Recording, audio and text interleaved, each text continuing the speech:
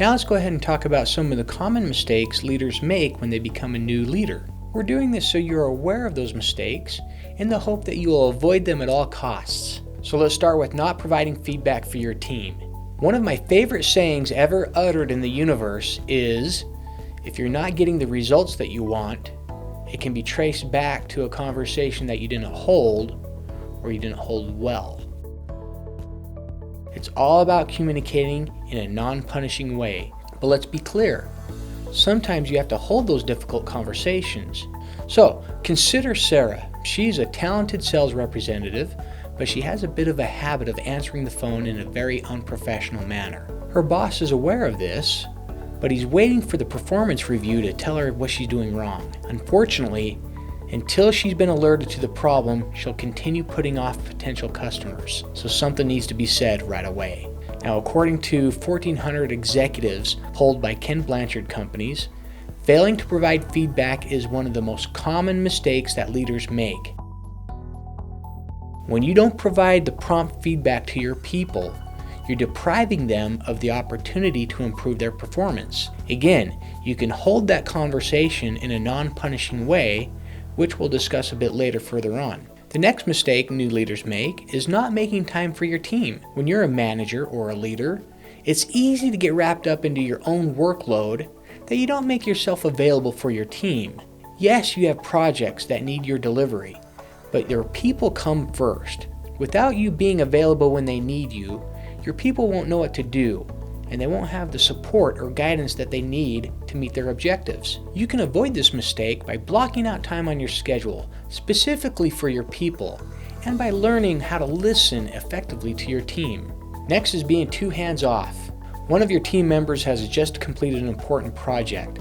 The problem is that he misunderstood the project specifications, and you didn't stay in touch with him as he was working on it. So now he's completed the project in the wrong way, and you're faced with explaining this to an angry client.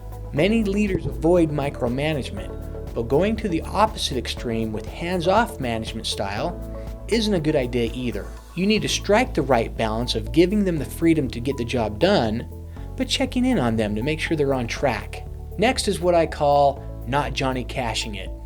Or in other words, leaders are not walking the line. Walk the Line song is about doing what is right and setting the example. As a leader, you need to be a role model for your team. This means that if they need to stay late, you should also stay late to help them out. Or if the department has a rule that you can't eat at their desks or out on the warehouse floor, then set the example and head to the break room. And here's the important one.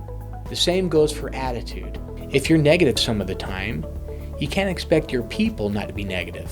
So walk the line and talk the talk by being a good example, or in other words, Johnny Cash it. Another common mistake supervisors make is not delegating. Some managers don't delegate because they feel that no one apart from themselves can do the job properly. This can cause huge problems as work bottlenecks around them, and as they become stressed and burned out. Now, delegating does take a lot of effort up front, and it can be hard to trust your team to do the work correctly. But unless you delegate tasks, you're never going to have time to focus on the broader view that most leaders and managers are responsible for. You'll fail to develop the people so that they can eventually take the pressure off of you. Next is misunderstanding your role.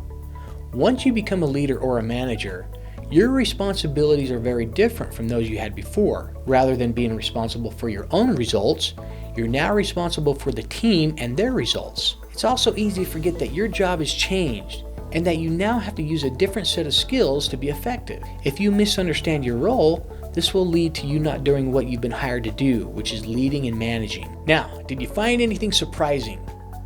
Have you worked for someone in the past who exhibited some of these behaviors? And if so, how did it feel? And now, like anything, it's important to recognize these unhealthy behaviors and refrain from using them.